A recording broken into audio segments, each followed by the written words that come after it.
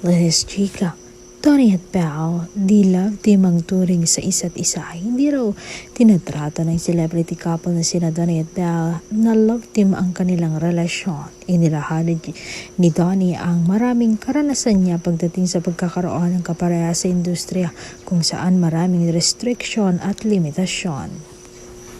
Do you hold the truth? Do you gatekeep, whatever?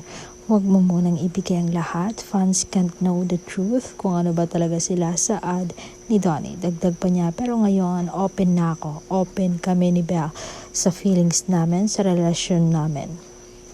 Iyon kay Donnie. Nasa punto na raw siya ng kanyang buhay na hindi niya iniisip ang maapektuhan ng relasyon nila ni Belle ang kanyang career.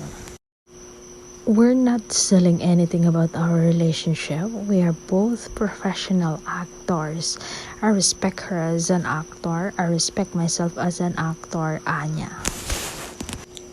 Say tuloy ng isang kapamilya broadcast journalist, I think the beauty of how you guys did it is that we see you guys now as actors. Hindi siya love team.